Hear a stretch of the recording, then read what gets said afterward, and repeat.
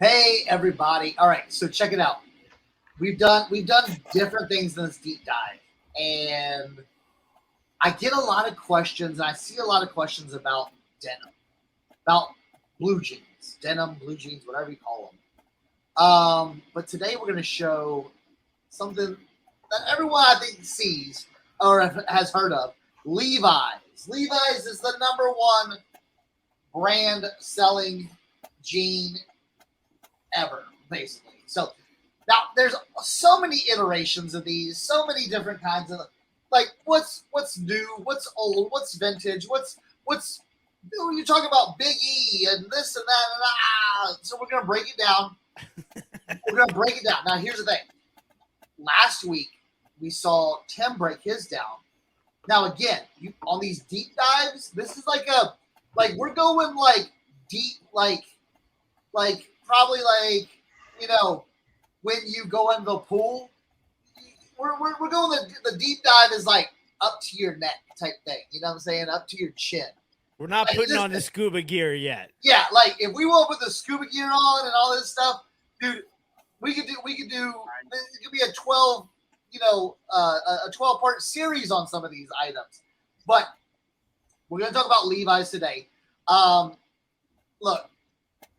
I'm going to try to give you the best information.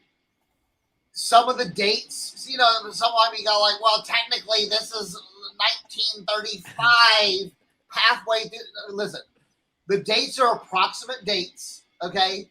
I'm not going to cover everything, but I'm going to cover the things that are easy to look for, that is going to give you just a brand knowledge, a general knowledge of what you're looking for. Because when you think Levi's jeans, you think, jeans, it's got the little tag on the back and, blah, blah. But some jeans are worth more. Some jeans are worth less. So I'm just going to go through a style guide. I'm not going to talk about what, you should, the crazy grails you're going to be looking for. But I'm going to show you, we're just going to go run through and I'm going to explain some of these tags to you. We're going to do tags. Okay. Tags and labels. Okay. So the first one down here now, I'm going to lead it out with the big hitter. Okay, these are the rear pocket tabs. So if you're not familiar, these are the little tabs. Now these are a little different. These are the silver tabs, but these are a little bit different, and you're going to find these right here. Now this is the Levi's Big E. Now Levi's introduced this in 1936 on their jeans and other clothing. Okay. Now here's the thing, and I'll cover this. Recently, Levi's has reintroduced the Big E, but again, I'm dropping knowledge for you. So Big E was introduced in 1936. Now in 1953, they put it on both sides. They put the Levi's with the Big E on both sides. Okay. Now you'll see some other tags throughout the years. So I kind of want to just go down and let y'all know what other tags you may see as well. So you might see this tag. I've seen this tag on it. This is part 1954. Okay, so you're starting to see an evolution of the tag. 1954. This is the denim family. They kids stuff had it on there. Women's stuff, men's stuff. So it was a little bit different. And then they started doing other things too. In 1960, you'll see a white label, and I've seen a lot of these. These are for non-denim items, okay? So a lot of times you'll see, I get asked the question, oh, I found a crazy denim label, but it's not on denim. Is this Levi's worth anything? Yes and or no. Then that goes in a totally different direction. But your Levi's right here, that is for non-denim 1960. And then you get more non-denim stuff, 1964, 1965. You start seeing these other, these different labels, but these were made for their permanent press. They're more polyester type stuff. Okay. Even 1965, you'll see super slims, but it's crazy that this is an orange label that looks a lot like the 90s orange label, but they're a little bit different. It's in black lettering, not white lettering. So, you have all these different labels. Now, here is the one, 1971. Okay, 1971. they changed from the big E to the little e. Okay, so if you take a look at that right here, they change it. It goes 1971. The little e changes. Okay, now throughout the 70s, 80s, they kind of kept it, this way.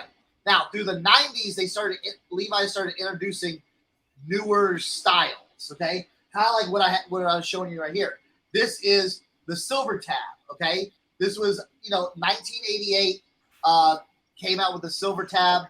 All you 80s kids, y'all know how impressionable the silver tab jeans were. Okay, and then also they have the orange tag as well. Okay, they have orange tag labels in the 90s as well. So I always look for silver tag labels and orange tag labels because they're easier to spot. Because, man, I'm telling you right now, you're not going to be walking up in the thrift store and your first time looking for Levi's and find a 1950s Big E, okay? I'm just letting you know. Just letting you know. Now, if you did, you hit the jackpot, and you might want to go buy a lottery ticket, but I'm just saying, So orange label is good, okay? And then we're going now. Now, 2003,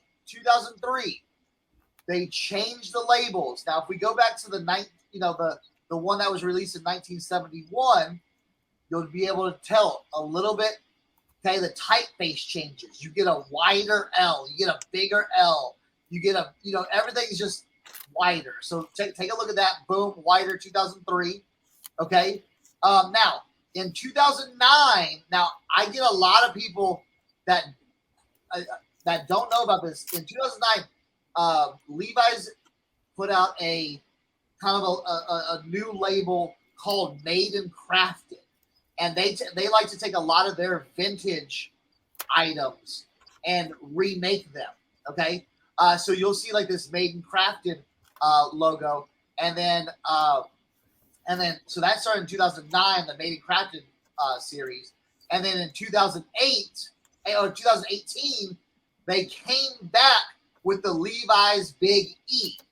Okay, the Levi's Big E came back. So a lot of people were confused. They started finding these Big E's, and they thought they I found a Levi's Big E. But again, it was just Levi's kind of resurrecting some of these, more vintage classics.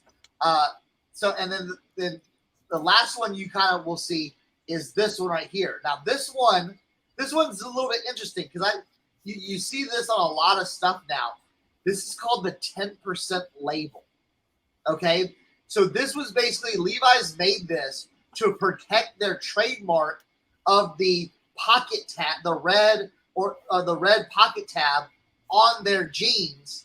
So they just put a red pocket tab on it, so they could say, "Oh, well, if you're doing copyright law, you need to change more than like 10%." So they it to make it where you couldn't take them to trademark court and be like, "Hey, I'm trying to trademark this." So that's some of the labels. Now listen, Levi's has a bunch of different like little one-offs here and there.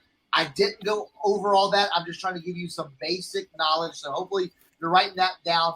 And they kind of leave you with this.